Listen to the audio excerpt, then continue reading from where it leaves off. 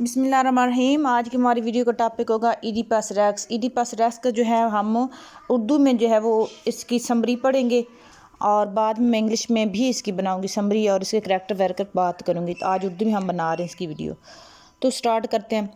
اردو میں کچھ اس طرح کے پردہ اٹھتا ہے تھیبین محل کے سامنے پریشان حال اپاہج قحط زدہ طاعون میں مبتلا لوگ جمع ہو کر آہو فغاں کر رہے ہیں۔ وہ اپنے حاکم وقت ایڈیپس سے اس مصیبت کے سد باب کرنے کے متقاضی ہیں۔ محل کا صدر دروازہ کھلتا ہے اور بادشاہ خود نمودار ہوتا ہے۔ وہ لوگوں کے مسائل سنتا ہے اور انہیں باور کرانے کی کوشش کرتا ہے کہ وہ ان کے مسائل سے بے بہرہ نہیں، بلکہ وہ پہلے سے ہی کریون یعنی اپنے برادر نسبتی کو اپولو بھیج چکا ہے تاکہ اس بلائے جہاں حالات سے نجات کے لیے رہنمائی حاصل کی جائے۔ اتنے میں کریون اپولو سے ایک کو خوشخبری کے ساتھ سٹیج پر نمودار ہوتا ہے اور اپولو کی واضح ہدایت پڑھ کر سناتا ہے۔ اس رہنمائی کے مطابق ملک کا ایسے بدحالی میں مبتلا ہونے کی وجہ در حقیقت وہ قاتل ہے جو بنیادی طور پر تھیبز کا ہی ہے، اور اس نے ایڈیپس سے پہلے پایہ تخت کے مالک یعنی لیوس کو قتل کیا ہے۔ سو اس کی موجودگی ملک کو برباد کر رہی ہے، لہٰذا اس قاتل کی جلا وطنی ہی ان کے مسائل کا حل ہے۔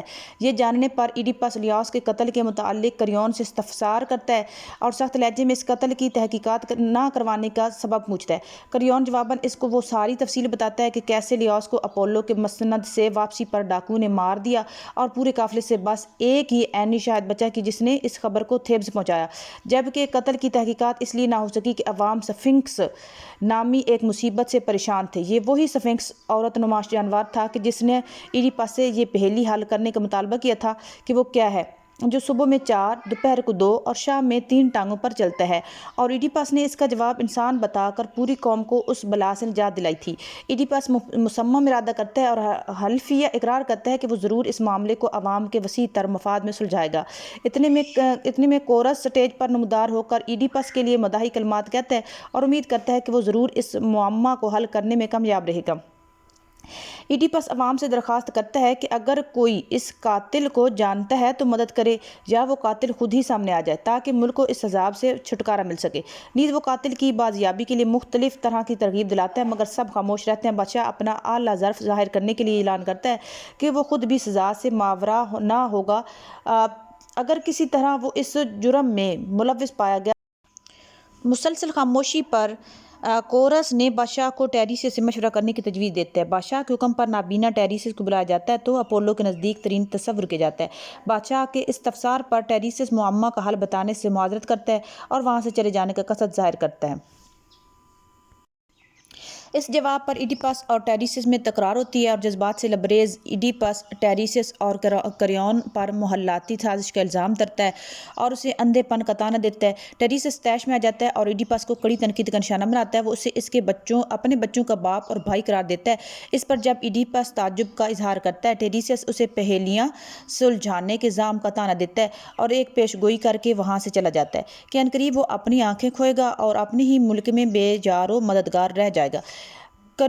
کورس ان باتوں پر غور و فکر کرتا ہے مگر کسی حتمی نتیجے پر نہیں پہنچ پاتا۔ اتنے میں کریون ششدر و حیران داخل ہوتا ہے اور اپنے بابت ایڈیپس کی لگائے گئے غداری کے الزام کے متعلق استفسار کرتا ہے۔ اسی بات کو لے کر ایڈیپس اور کریون میں تکرار ہوتی ہے جو شدت اختیار کرتی جاتی ہے۔ جوکاسٹا ملکہ داخل ہوتی ہے اور ایڈیپس کریون میں ہوئی تکرار کا احوال جانتی ہے۔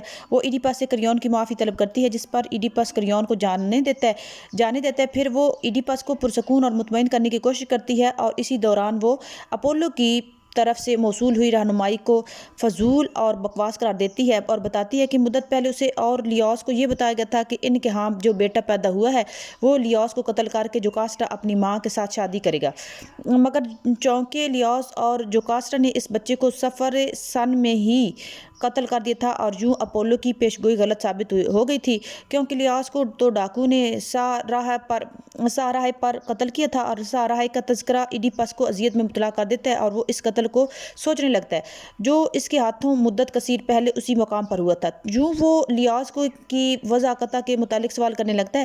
جوکاسٹا کی بتائی گئی شکل ایڈیپس کے ذہن میں محفوظ لیوس کی شکل سے مشابہت کرنے لگتی ہے۔ وہ مزید لیوس کے ساتھ شریک کے سفر افراد کا احوال پوچھتا ہے تو اسے بتاتی ہے کہ کل 5 آدمیوں میں سے صرف ایک بچا تھا، جو وہی شخص تھا جس کے ہاتھوں ہم نے اپنے نومولود بچے کو تلف کروایا تھا، اور وہ شخص ایڈیپس سے حکمران بنتے ہی کہیں اور چلا گیا۔ اب وہ ہارڈر کے کسی دیہات میں چرواہا ہے۔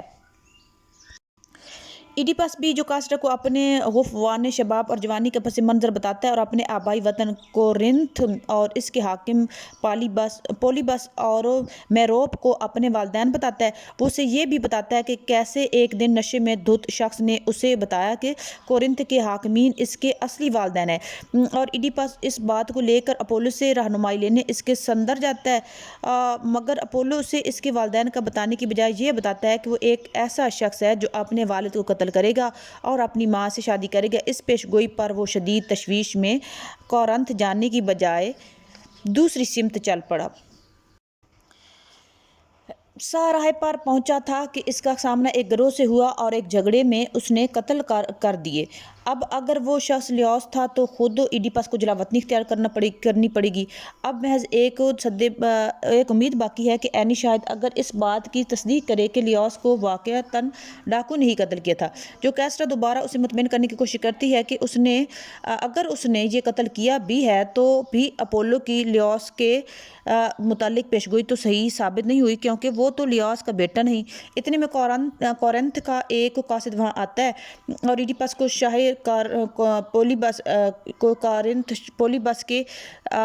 پولیبس کے حال کی خبر سناتا ہے اور اسے واپس اپنے ملک جانے کی صلاح دیتا ہے۔ ایڈیپس ماں سے شادی کی بات لے کر پریشان ہو جاتا ہے تو وہ قاصد بتاتا ہے کہ پریشانی کی کوئی بات نہیں، پولیبس اور میروپ اس کے اصلی والدین ہیں، بلکہ خود میں قاصد نے اسے کسی چرواہے کے ہاتھ سے لیا تھا، اور شاہ جو بے اولاد تھا اور وہ بادشاہ جو بے اولاد تھا کو پیش کر دیا۔ نیز وہ بتاتا ہے کہ وہ چرواہا شاہ لیوس کا ملازم تھا۔ جوکاسٹا معاملے کی حساسیت وہ بھانپ لیتی ہے اور ایڈیپس سے مزید چھان بین روکنے کی درخواست کرتی ہے، مگر ایڈیپس اپنی ضد پر وہ قائم رہتا ہے۔ جوکاسٹا محل میں واپس بھاگ جاتی ہے۔ کورس کو محسوس کرتا ہے کہ کچھ بہت بڑا ہونے والا ہے۔ اتنے میں وہ چرواہا وہاں آ پہنچتا ہے اور ایڈیپس کی متوقع سزا سے خوفزدہ ہو کر اس سچائی کا اعتراف کر لیتا ہے۔ ایڈیپس ہی وہ بچہ ہے جس کے تلف کرنے کو شاہ لیوس نے اس سے کروایا تھا، مگر صلہ رحمی نے اسے ایسا کرنے سے روکا، لہٰذا وہ اس بچے کو قتل کرنے کی بجائے اسے کسی اور کے ہاتھ سپرد کر کے لوٹ آیا۔ آخر ایڈیپس سچائی جان لیتا ہے اور چیختا اور چلاتا ہے محل میں بھاگ جاتا ہے۔ کورس سارے معاملے کو قسمت کا پھیر گردانتا ہے اور تکبر اور عارضی خوشیوں کی تباہی کا مرثیہ پڑھتا ہے۔ اتنے میں ایک قاصد جوکاسٹا کی خودکشی کی خبر دیتا ہے کہ کیسے اس نے اپنے کمرے میں خود کو پھانسی پر لٹکا لیا۔ ایڈیپس قسمت کی ستم ظریفی پر آہو فغاں کرتا ہے اور اپنی آنکھیں سوئیوں سے پھوڑ لیتا ہے۔ وہ دوبارہ محل سے نکلتا ہے تو جسمانی و روحانی اذیت میں مبتلا ہوتا ہے۔ وہ لاٹھی کی ٹیک سے لڑکھڑاتا ہوا چلتا ہے۔ کورس اس دل دوز منظر کو دیکھ کر اپنی آنکھیں ڈھانپ لیتا ہے اور سوال کرتا ہے کہ اے بادشاہ، تو نے کیوں اپنی آنکھیں پھوڑ ڈالی؟ وہ جواب دیتا ہے کہ اب اس کے سامنے دیکھنے کو بدصورتی کے سوا کچھ نہیں۔ ایڈیپس کریون سے جوکاسٹا کی مناسبت تدفین اور اس کی بیٹیوں سے حسن سلوک روا رکھنے کی درخواست کرتا ہے، اپنے لیے کریون سے جلاوطنی کی درخواست کرتا ہے، مگر کریون اس کا فیصلہ اپولو پر چھوڑ دیتا ہے۔ ایڈیپس کی بیٹیوں کو اس کے سامنے لایا جاتا ہے، وہ انہیں پیار کرتا ہے اور ان کی آئندہ کی المناک زندگی پر نوحہ خوانی کرتا ہے کہ وہ ایسے شرمناک خاندانی پس منظر کی وجہ سے اچھے خاوند سے محروم رہیں گی۔ سب محل میں لوٹ جاتے ہیں۔ کورس ناظرین و سامعین کو ایڈیپس کی داستان سے تنبیہ کرتا ہے کہ انسان کو خود کو تب تک خوش قسمت نہ سمجھنا چاہیے یہاں تک کہ وہ خوش وفات نہ پا جائے۔ تو فرینڈز، آج کے لیے یہ ویڈیو تھی۔ اگر میری ویڈیو آپ کو پسند آئی ہے تو میرے چینل کو سبسکرائب کر دیں اور میری ویڈیو کو لائک کر دیں۔ اللہ حافظ۔